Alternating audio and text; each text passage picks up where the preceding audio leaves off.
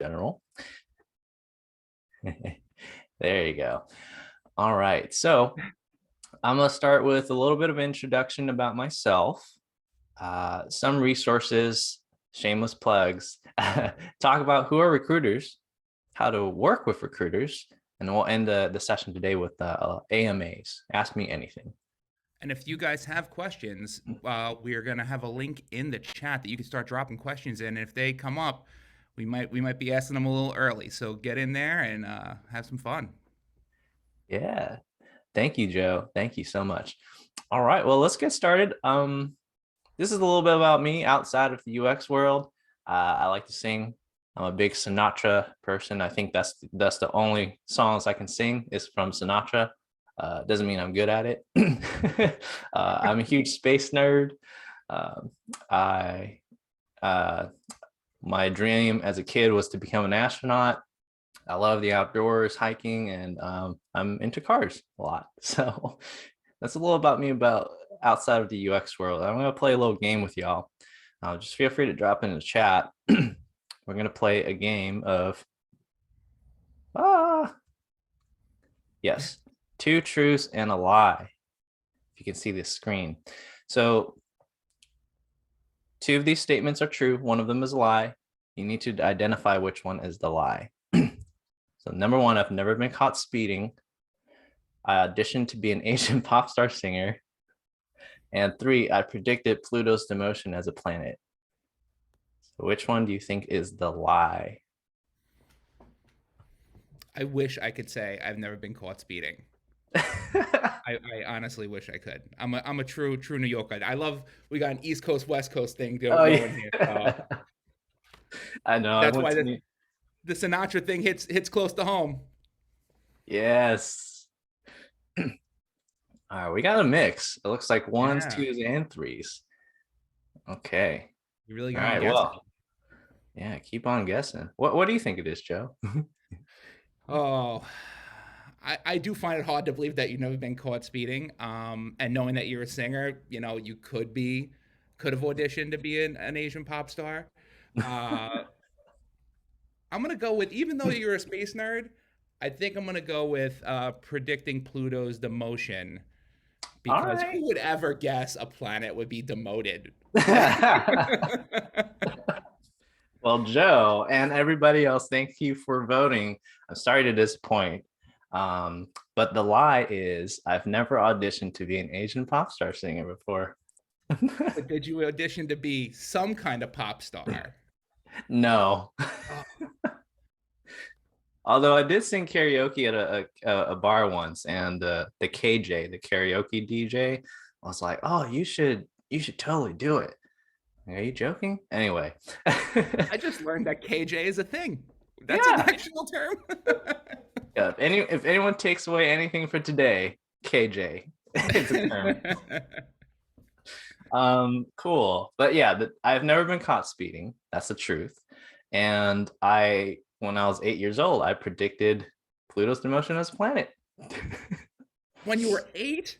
I was reading space books, and I just looked at the patterns. All the planets were in the same plane. Pluto just happened to cross Neptune's orbit, and it was 20 degrees off of the plane of the solar system. So I thought, well, these didn't make sense. That's amazing. Yeah. Okay. So I hope that was a little bit of fun to get to know me.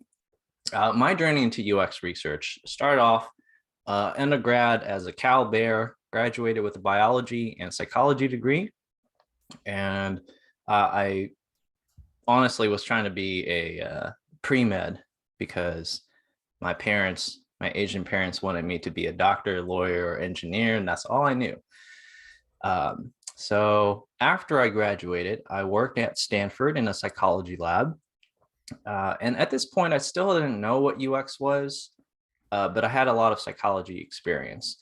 I worked in a sleep laboratory, understanding sleep deprivation and its effects on empathy and cognition and etc. Sleep. You should all sleep. Get enough sleep. That's the takeaway. But one day, I got a call from a tech company. And mind you, up until this point, I've never heard of the term UX. I was always thinking about psychology or health. And so when a tech company called me, I thought, well, are you looking for a psychologist? Are your employers not happy? So this was my first introduction to the fact that someone with my background could work in the field of UX. And so I explored it further. I took the leap. I left the job at Stanford, and I decided to just self-teach myself UX research. I took a lot of courses, read a lot of books, Nielsen Norman group articles. I'm sure you all heard of those, and started applying to jobs. But everyone told me it doesn't matter if you just read books, if you just teach yourself. So I just keep getting rejected, no experience. Well, how do I get experience without experience? Typical catch-22. Even I'll show you one of the emails I got from a master's program I applied to. Thanks for sending us your CV. Unfortunately, your experience in the HEI field is very limited. We'd be looking for 5 years working as UX. So we can't accept you into this master's program until you've had UX experience. But I can't get a job without the UX experience. The big quandary that we all deal with. If I could tell you how many times I've gotten emails like this, and I'm like, what, how? How? Exactly. So if anyone else is in the same position, I feel you. It's a great thing that you're coming to these events by ADP list. So I took it upon myself to conduct my own studies. Right? No one was going to give me a chance. I wasn't going to wait around for someone to give me a chance. So I took what I've learned. I created some of my own projects. Here I am in Starbucks with a sign. I don't know if you can see the picture, but it says, "Hi, I'm Kevin. I'll give you a coffee if you help me conduct my study." I made a lot of mistakes. I asked a ton of leading questions. I wasn't doing it very well, but I improved project over project. I kept doing this for a few months, and eventually just kept doing it. Eventually landed my first UX research job. So it was a period of about 6 months of quitting my job, uncertain every day, not sure if this is going to pay off. But there was a goal, and, you just can't wait for the opportunities to come to you. You just sometimes got to go for it. For all those young UX researchers or UX people in general, when you're working on an app or something, that coffee shop is a clutch move. Going anywhere that people are and just politely asking for insight, because you don't have the money to do a big research study. This is sometimes what you got to do. I would love to hear just that, how that read out and what you learned from it, because that sounds amazing. Yeah, I can give you a short spiel on it. I planned a study on the app Pandora. It's a music streaming app. And I was doing some usability testing. So I came up with some tasks for people to do. I even have my own screener. And behind this camera, you would wonder who took the photo. I asked a friend of mine because I was so nervous. I needed moral support. So I told my friend, Eric, can you sit in the corner while I just do this? And yeah, he's a really good friend. So what I learned was to document your process, your challenges, your mistakes even, and what you learn from those. Because when you're interviewing with interviewers, they don't want to hear everything that went perfectly. They want to hear roadblocks and how you overcome those roadblocks, just like in real life UX research work. Yeah. That is so important. The ups and downs are really what also show how you, as a researcher, deal with it, because that's real life. It ain't easy. It ain't easy. Thank you. Cool. So I landed my first job at Volkswagen, and up until now, I've been at these amazing companies working with all different kinds of teams, small teams, big teams, hardware, software products, marketplace products. And I'm currently a senior researcher at Upwork right now. And I've learned a lot so far, and I've taken to giving back to the community, just like Joe and Winona and the ADP list. I even see Jeanette in here. So hi, Jeanette. I made a YouTube channel actually out of laziness, to be honest, because a lot of people were asking me, how'd you get in? Can you give me tips? And I typed the same thing over and over again. And one day I said, I don't want to type anymore. I'll make a YouTube video. And I'm so glad I did, because I've met amazing people like yourselves. And yeah, follow, like, and subscribe to the YouTube channel. That's what the kids say, right? That's Yeah. that's the term. It's always awkward saying in real life. Uh, I try to, give you the real experience of UX research, teach you how to do it as well, and share a lot of tips. So check it out. Here's my little plug before I go into the recruiter stuff. Currently, I am teaching a live cohort masterclass on UX research. And this is my second cohort. They're 10 students, 18 weeks. We just learned a ton of stuff. And you might see the logos at the bottom. This cohort, I made it a point to not just learn the stuff, but put it into practice. And so this cohort, we're partnered up with Mastercard. Half of the students are partnered up with Mastercard, and half the students are partnered up with UserInterviews to work on real client projects. It's 18 weeks, not just research, but leadership, communication skills, what happens when you mess up, and just the real life learnings. So that's my little plug, zerotux.com/masterclass. And the self-paced, I'm currently creating a self-paced class, so you can take it at your own pace. And that's coming out soon, 2022. It's right around the corner. Right around the corner. And I think Winona already chatted some of the links here, but if you want to get in touch, connect with me, follow me, here are all my links. So thank you so much. A Slack channel as well. Yeah, Slack channel with job openings and everything. Yeah. Cool. All right. This is what y'all came for. How to work with recruiters to land your job. First of all, who are recruiters? I also have a few videos on YouTube on UX recruiters. And just to give you an idea of how we work with recruiters, they're my friends. We make videos together.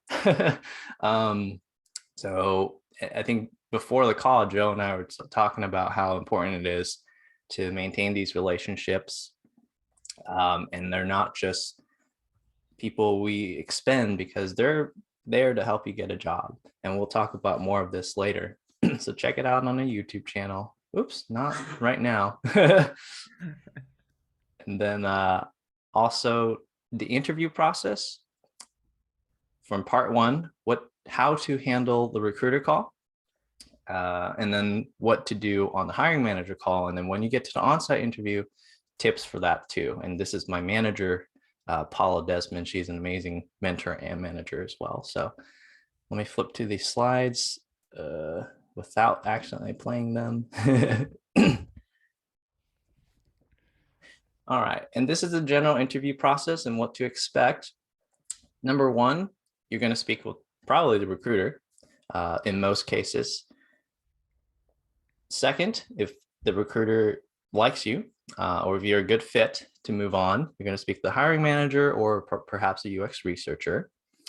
If you pass that stage, and if they like you and you like them, you move on to the on-site interview.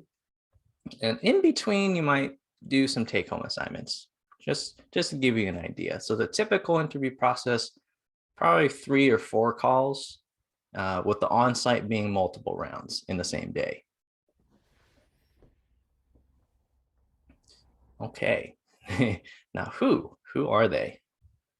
I'm going to share some stories about recruiters I've worked with, what their job is, what their motivations are, what are they looking for when evaluating candidates. And this is all my experiences working with recruiters from the Bay Area.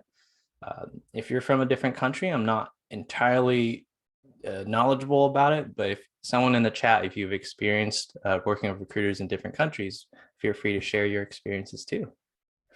The recruiter is your connection to the hiring manager, or HM in this case. They're going to be the ones telling you about the job description, telling you more about the role, what the hiring manager expects, and their job is difficult. I mean, they have a lot of work to do. So what happens is they work with the hiring manager to discuss what they need, to perhaps develop a job description. After that, they're going to go and source candidates. So they're either looking at their own pool, job boards like Indeed, Glassdoor, look at LinkedIn, etc. And this is how they might find you, or vice versa, how you might find them. If they find some suitable candidates, they're going to screen candidates and present a short list to the hiring manager. So just know you're not the only person that they're going to present to the hiring manager. There's probably a couple of very suitable candidates as well. But since you're all here on this call, you are the top candidate. And if you go through the interview process and offered a compensation and a job offer, the recruiter will typically discuss this with you at that stage. So now, in your experience, a lot of the comp and all that was discussed after it's offered, huh?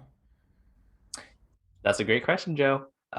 If you're offered a job, they will give you the more concrete offer. But I know a lot of you are asking, well, what if they ask about compensation in the first call and how to deal with that? I'll talk about that in a bit. So just a little tease. Recruiters, it really depends on who they are, how much work they have. So some of them can be more transactional in nature. For example, I worked with a recruiter who helped me work with a job, got a job before, and it was great. It was very smooth. I talked to them over the phone, but I've never met them in person. I've never seen them over a Zoom call either. In that instance, they told me about the job, connect me to the hiring manager, and that's the last I ever heard of them. Sometimes if you have questions about, maybe asking for a raise, this is when you might reach out to a recruiter again. Or you have questions about your assignment, or if you're on a contract, or if your contract is almost ending, maybe you want to reach out to them again. Very transactional. In those cases, you might not hear from them very often. In other times, they feel more like partnerships. Just like my friend Maddie in the video you saw earlier. We're friends. She constantly reaches out to me to see how I'm doing, if I need other roles, or if I know anyone who might need roles. And this case, she basically checked in with me every month when I was working at the job. Say, hey, Kevin, want to come out for coffee? I'll buy you a cup of coffee and just see how you're doing. When's your next role? Do you need help looking for your next role? So those really are great. Highly recommend those kind of partnerships. And also, if they're a partnership, sometimes they give you referral bonuses if you give them a candidate that signs on. So, I think it always works. It always works for everybody in those situations. Yeah, absolutely. It's a win-win. It's a win-win. As you may have seen, recruiters are working with multiple candidates and multiple clients at the same time. So if they don't get back to you immediately, don't take it personally. It's good to follow up sometimes, and I'll talk about when to follow up, when to stop following up. Yeah. So stalking is not one of the slides. Stalking is not one of the slides. I was all ready for that one. Sorry to disappoint. But we all have great imaginations, so you can imagine the stalking slide. It makes me sound creepy, but it's okay. No. You're good, Joe. You're good.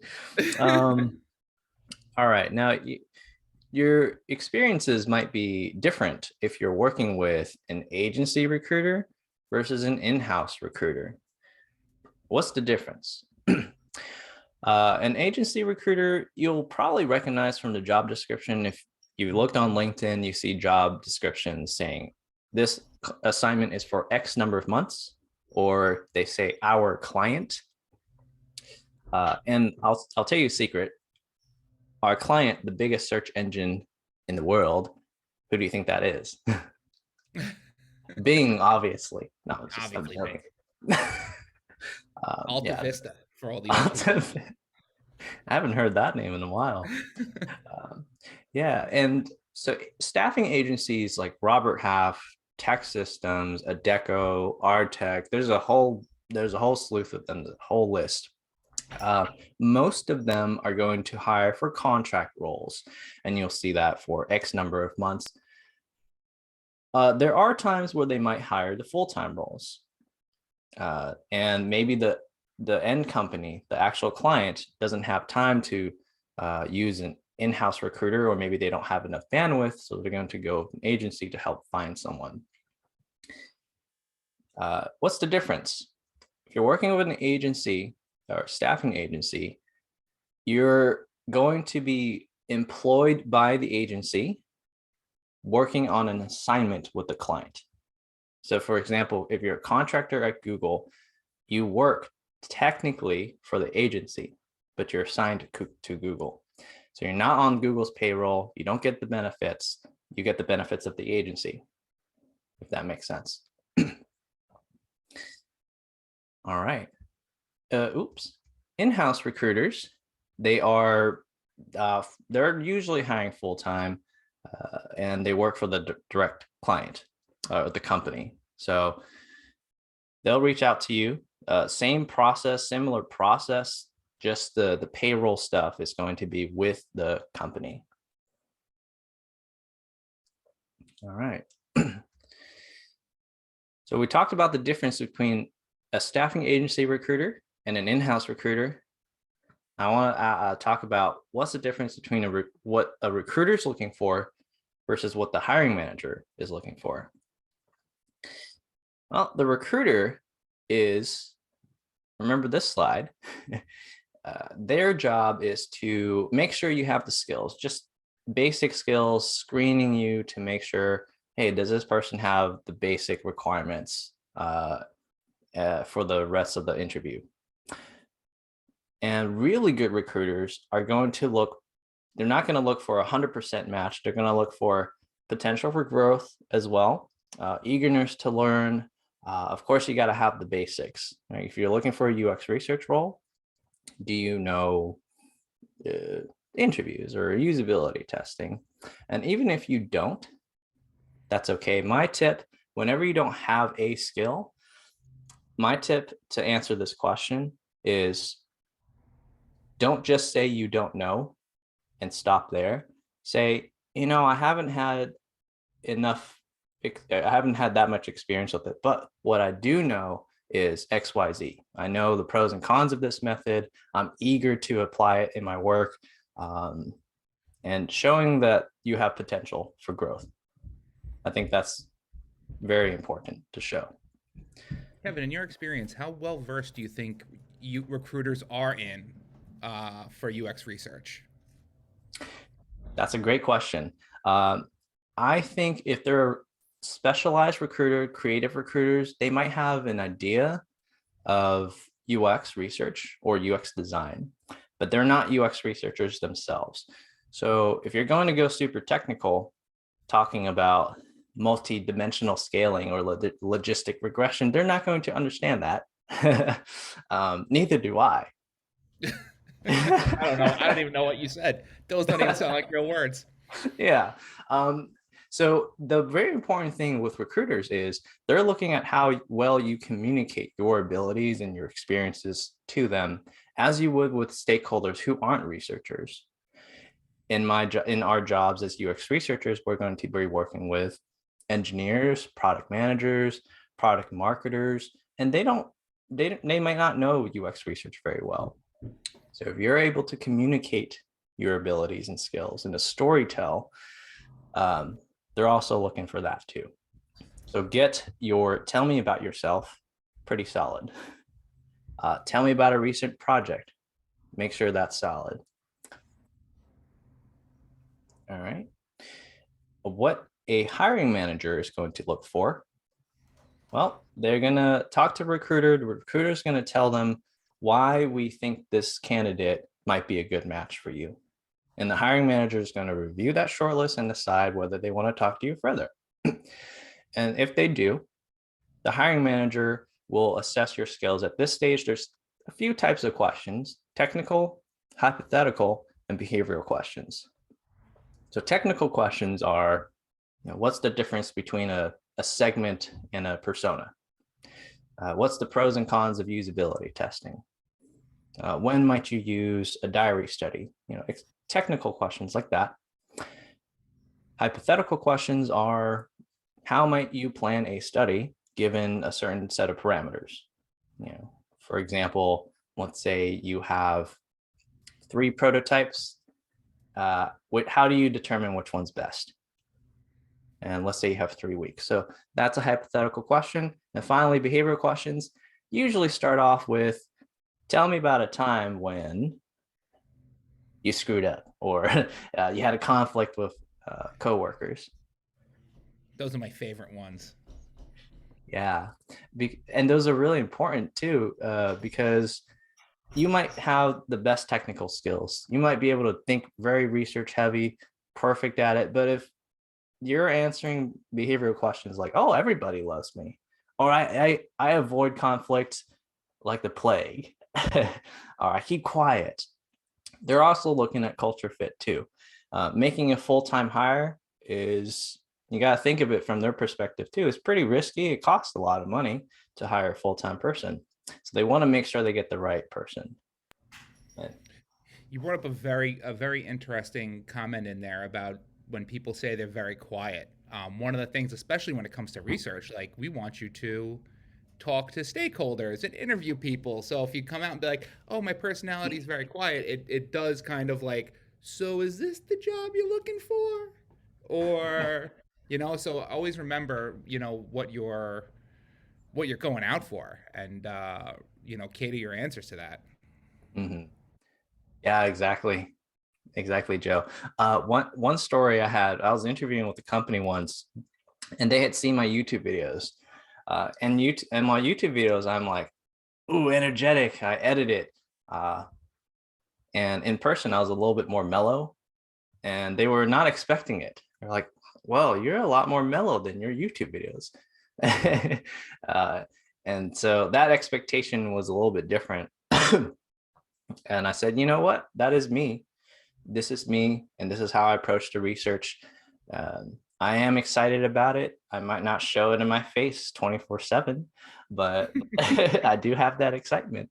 And yeah, like, quiet is not a bad thing. No. A conflict avoidant might be like an orange flag to them. It's like a yellow flag to them, though. In fact, I got this feedback before from one of my product managers. You're too quiet in meetings, Kevin. And I told them the reason I'm quiet is because everyone's talking, everyone's going 100 miles per hour. I don't like to interrupt.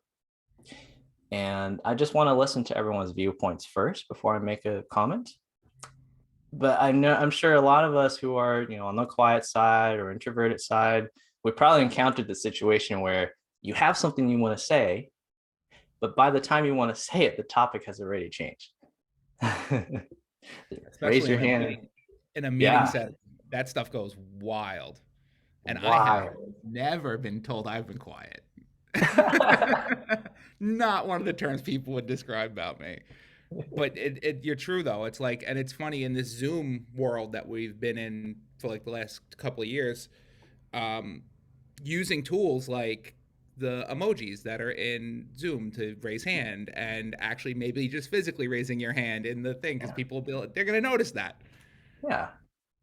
Yeah. So it's definitely helped, this technology, and it's an everyday problem for me too, Laura. I set the expectations though. If you ever come across a situation, they want to hear from the researcher. They want to hear your thoughts. In fact, our job gets us probably the closest to what our users are saying and feeling and thinking, more so than other roles. So they need to hear it, not just they want to. They need to hear what you have to say. So give yourself, how I've helped myself is just raise my hand, literally, or start typing in the chat that allows you to do that. If you're in the office, I just set the expectation of my product manager. You know what? I want to say this. I need some time to think about it. And that's okay. I need some time to think about it. Or let's put a pin in that. Ooh, corporate jargon. Nah. Circle back. Circle back. Circle back.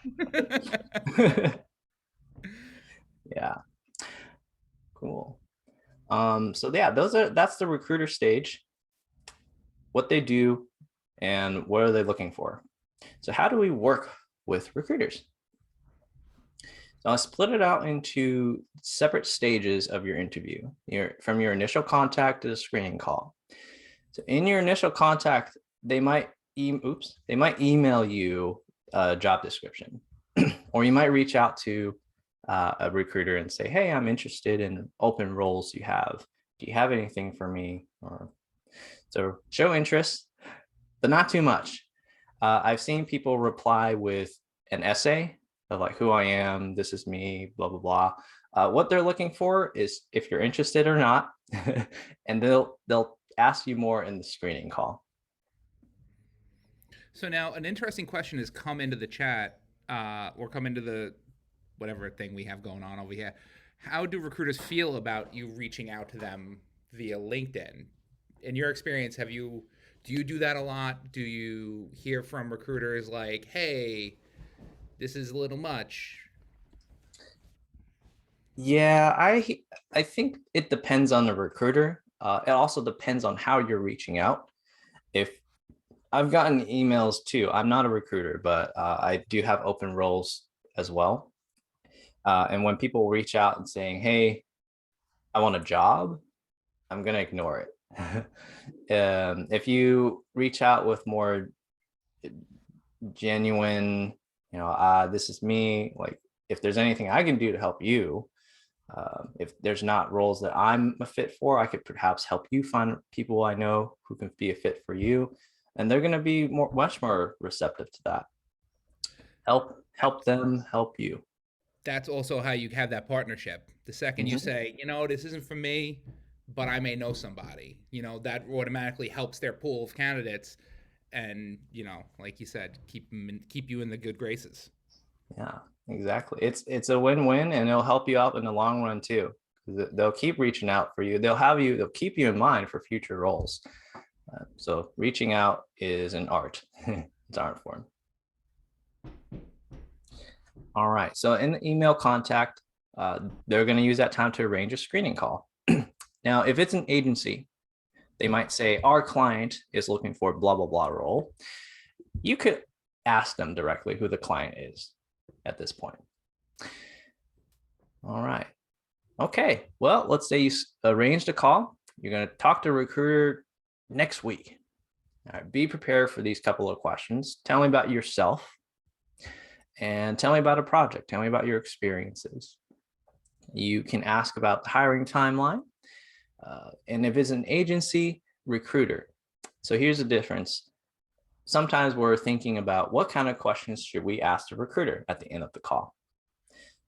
If it's a staffing agency recruiter, you can probably ask generally about the role, generally about the organization, but they might not know the culture, in the ins and outs of the culture, because they're not working with that direct client.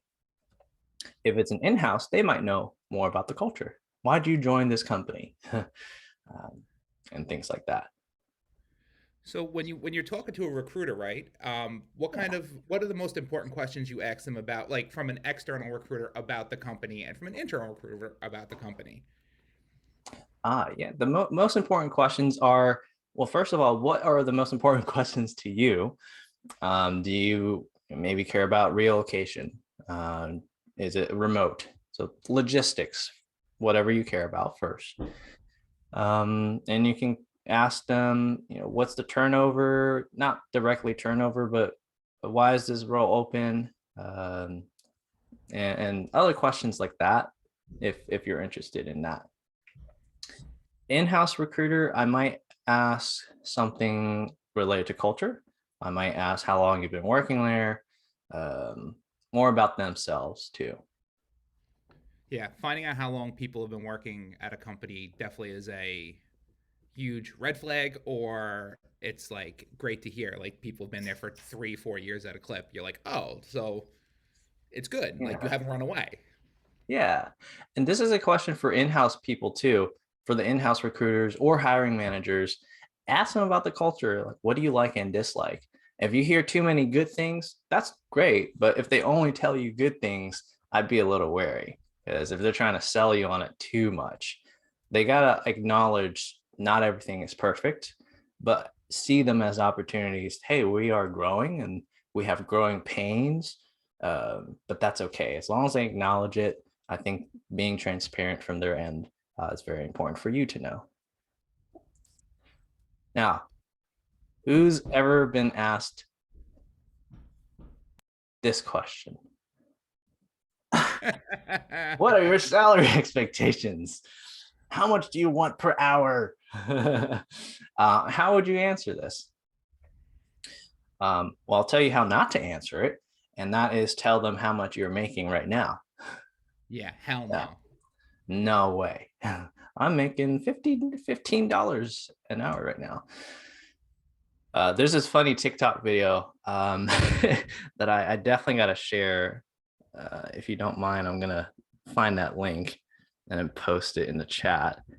While you're doing that, I've been in a circle conversation with many recruiters of how much do you want to make? What's the range? But how much do you want to make? But what's the range? And you just stuck in this loop of somebody's got to give, and I'm like, I want to make $800,000 a year, and they're like, well, that's out of the range. I'm like, so tell me the range. Like, You obviously have a range in mind. yeah, you clearly have something. Yeah, this is the exact TikTok video I posted. I'm not on TikTok, but someone shared this with me. It's funny. So yeah, you want to at least ask them for their range back. The typical conversation goes like, well, I would like to learn more about the role before I come up with a fair number. So I want to learn more about the team and the role, so I have a better gauge of how much this might be. We have a number in mind. We probably do. They have a number in mind for sure. So if they're not going to give, yeah, they're going to play hardball, and you're going to play a little hardball with them too. But if they're not going to give, what are you going to do? Let's revisit this question later, or give them your range as well. Yep. Yeah, but never give them one number. Yeah, because the last thing you want to do is go through this whole interview process and then find out that, you're at, even if you give them a range, you're at the low end of the range. Mm-hmm. Like, make sure you tell them, like, let's say I want to be between 145 and 155, but more towards 155. So if they come back and they'll be like, well, he's probably not going to take it because he already said I want to be at, Yeah. Yep. Exactly. And another tip is just to add in 20-ish% to your target number, what you have in mind, but don't tell them. And then they'll probably come down and meet you where you want. So it's a negotiation game. The other thing is, recruiters expect negotiation. It doesn't come to a surprise. So if you don't negotiate, you're missing out, because they do expect negotiation. I talk to many recruiters and I say, what's your process? And they're like, oh, we screen candidates, interview them. When we give an offer, we expect negotiation. They all tell me the same thing. So definitely negotiate. All right. if you do well on the screening call, they like you and you like them. You're going to interview with the team. So the recruiter will help arrange the calls. They might even help you prep mock interviews. What are some questions they might ask? Let's go through a mock interview together. These are the good recruiters. Not all recruiters do this. Recruiters will not help you rewrite your resume or cover letters. So there's things you can ask them for and things you shouldn't ask them for. They may say, if you have a case study around this subject, because they know from the client, or you can even ask that, like, hey, are they expecting a certain type of certain type of work? Then they'll be like, okay, and then you have it prepped up. Mm-hmm. Oh, that's a really great point, Joe. A lot of times they might say, okay, you're gonna hook you up with the interview next week. They might not tell you any details. Ask them. You can ask them, what should I prepare for? Do I need a portfolio? Are they expecting this, etc.? Because remember, they want you to get that job as much as you want the job. Because going back to Kevin's earlier slide, if you don't get the job and the other candidate doesn't get the job, that means they have to go back to the recruiting pool and the circle starts all over again for them. So they want to close. Yeah. Yeah, that's a great point, Joe. For sure. All right. Oops. And then if that all goes well, you'll be given an offer. At this stage, I forgot to add in the text here, but actually I do have it in the next slide here. So with your recruiter, stay in touch. Keep them updated on what you're looking for next. If you're in-house, maybe you don't want to talk about that. But if you're working with an agency recruiter, then this is open for discussion. You might have seen this slide come up. Are you there? What's going on? We breaking up? Ghosting. Who's been ghosted before? Many, many times. I've been ghosted before too. So why do recruiters ghost? How do you follow up? Should you follow up? And when should you stop following up? So why do recruiters ghost? Well, like I mentioned, they're working with many different clients and candidates. Sometimes they just don't have time. If you aren't, if they screened you and you weren't the right fit, it's much easier for them with all the packets of candidates in their hand to just look at the next candidate. So the good recruiters, I think the human, honestly, we all know this. The human thing to do is to at least give feedback and say, hey, it didn't work out. And if you're a good fit, good recruiters will tell you, hey, not fit for this role, but I'll keep looking. Will they? It's up to them. So those are the reasons. It's nothing personal. Like Joe and I were talking about before the call. It's nothing personal. They don't hate you. They don't think you're smelly. They're busy. They're busy, and they're trying to close candidates. Sometimes you have recruiters that are working with a client that the client goes them, and they don't, and they're waiting and they're waiting and they're waiting, and what are they going to tell you? I haven't heard from them, so you're not going to hear from me. So I've had great recruiters that have told me flat out, like, hey, I still haven't heard back. I'm really sorry. Like, I'll let you know when they get back to you. And then then it's like you get closure. Yeah. That's what you need. Yeah. Yeah. And my tip is when you're first starting out the job search, I fell into this trap of fantasizing about getting the role. And I'm like, oh, I got this interview. I'm gonna put all my eggs in one basket. And you should put all your effort into it. But it's gonna hurt a lot more when they ghost you. So when you're interviewing, just keep doing it. Just keep interviewing. Just keep applying.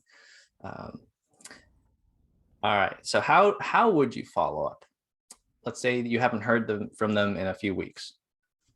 Well, one way to prevent this is set some expectations at the end of the call. But before you let them go, you say, all right, what are the next steps? When could I expect to hear back roughly?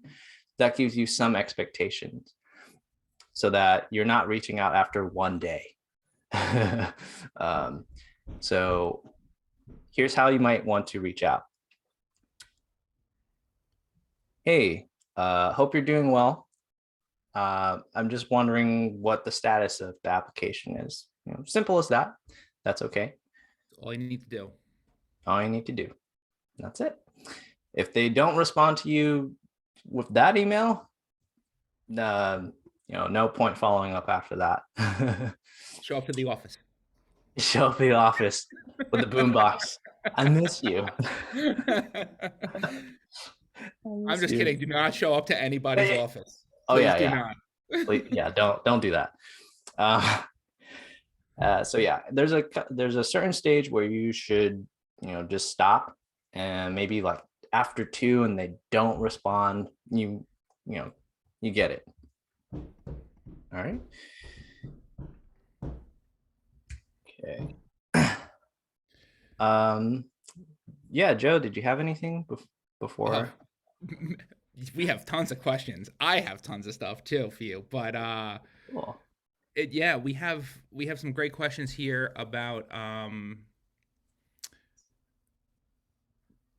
here's an interesting one. If I were to apply for a UX researcher job, even though I've been mostly applying for UX UI design roles, if research is your passion, go after it. Would it look good to say I've been a participant in user interviews and share what I've learned? Shared with you. Yes. This is a tip I give my mentees, is to sign up for user testing, user interview type of events so that you could potentially learn how research works. The potential negatives of that is, number one, you didn't do the research. Number two is you don't know what the researcher was researching. You don't know exactly what their objectives were. And third, maybe the research that they did was not good. Maybe it was not, it was leading questions. Maybe it wasn't just rigorous research in the first place. So you might be learning the wrong things. So out of everything else, if you could read books, take classes, do your own projects, work with a client, that probably be way down in my priority list. Yeah, it's good to be on both sides of it just to kind of get it, but I don't think it's much of as a selling point. Here's one that is kind of worrisome. I got a recruiter once ask me to give my social security number before proceeding. Is that normal? Do not give anyone your social security number. Unless it's like, hey, we need to do a background check. They're going to push you to a site for you to do that. Never give nobody your social or your fingerprints. Never blood if they ask for it. Definite red flags. Let's see what else. This one is if I didn't get the offer and the final interview, should I stay in touch with the recruiters, like connecting with them on LinkedIn and checking in with them from time to time?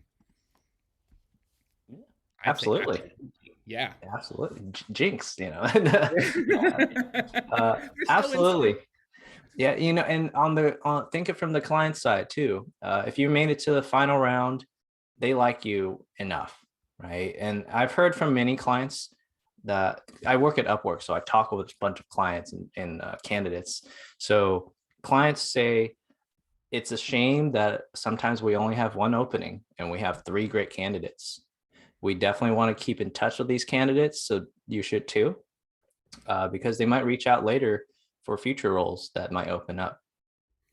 Yeah, and I'll tell you, those recruiters will get you on LinkedIn before you even know it, and definitely good. And it's also great, they'll post stuff about jobs that they may have, and like Kevin said, just be a normal human being. Like maybe grab coffee with them, and our entire field is based on empathy, and just be empathetic to what they have to do. Uh, let's see what else. Oh, what is a red flag for interviewees outside of the social security number? How would you deal with a combative stakeholder? That is a fucking suspect question because right away I'd be like, yo, I got a Combative thing. stakeholder. Yeah, like, do you have any red flag like questions that come up from like a recruiter that you're just like, this ain't for me? Mm, combative stakeholder. This is a common, I would say, behavioral question, a behavior interview question, because this might come up. Hopefully, that doesn't mean that they have a ton of combative stakeholders at their company. Would that make you Uh, think that they do though? would it? No, well, I don't know. I guess for me, this is a question I might ask just because I want to see how they might handle these situations. That doesn't mean there's many combative stakeholders at my company. It's just if there was a conflict to come up, how would you handle it? So it wouldn't necessarily be a red flag to me. Um, Red flags mainly are around take home assignments. That's the thing I can think of off the top of my head. There are many kinds of take home assignments. Not all are created equal. Some are good take home assignments, and some are really bad. The bad ones are, hey, we're working on this thing. Can you design a plan, design a study, conduct it with a few people, and present us results for free? Yeah, that's a red flag. But here's the thing. Uh, I would give them the benefit of the doubt because maybe they just don't know how to hire UX researchers. Maybe they think this is the right way and they don't know any better. What I've done in the past is actually respond to them and say, hey, this looks like a project that's in flight. I'm not comfortable doing that. Can you just, give me another prompt? Or I had one person that I did this. I haven't done this myself, but I commend this person for doing it. They said, this looks like a project. I'm willing to take it on. Here are my rates for taking this on for a few hours. And the guy got paid for it. That's just a great thing on its own. Never be afraid to like ask questions that you might wanna. If they're asking you to do like 40 hours of work for something, I'm making that money. Like I ain't gonna leave that on the table, even though Yeah. it's like for a job interview. There's no reason to ask for that much work. Yeah, exactly. Exactly. So now one of the other things, this is goes back to that question of like contacting recruiters uh, on your own, like kind of like freewheeling. So you say, let's say you see there's a recruiter from that big hot search engine Bing, and they don't have any roles for like a UX researcher, but maybe they posted a UX design role or a software engineer. Would you reach out to them and be like, hey, I see that you guys have some open roles. Do you have anything open in research, or would you just kind of wait and see if they post something? I don't think it could hurt. They're always on the lookout and working with the client for open roles. And if you're a good candidate, they they might come to you first if they hear about a research role. Generally, though, since they are busy, they might not even respond to that. So, again, no hard feelings, nothing personal. I don't think it could hurt if you tried asking. True. We're gonna have to wrap it up. I got one last question for you, and then want to hear your final thoughts. How Yeah. do you feel? How do you respond to recruiters that ask you about your current role and why you're leaving? Do you talk a bunch of shit and spill the tea, or do you just like be mad diplomatic about it? It depends. I'm going to give the most diplomatic researcher answer and say it depends. um, I mean, you want to be honest, but also not shit talk too much. You want to look forward, right? I'm leaving this. Maybe I'm not growing enough, or there's limitations to my growth here at this company, and I'm looking for growth. Your company seems to offer that. This team seems to offer that. So I'm excited to, look forward. Yeah. Excellent. Always lead with positivity as well. Mhm. Yep. So yes, thank you so much. Thank you everybody for being here. Your questions have been amazing. Kevin, final thoughts. Oh, amazing questions. Thank you so much. Get out there, apply, be human. Recruiters are your friends if they're partners. Yeah. So good luck out there. Pay it forward, and I'm sure y'all kick ass. Yeah. Don't Thank you forget to so like and much. subscribe to his channel. And remember to connect with both of us on all the channels that we have open and book time with us on ADP list. Again, thank you so much for spending time with us. I love all this. Winona's going hot on the links in the channel. So everybody have a great Thanksgiving if you're celebrating Thanksgiving in the States, and have some days off. If not, we will see you the next time. So stay up on all the ADP list channels too. Thank you Great seeing again. everyone. Thanks, Joe. Thanks, everybody.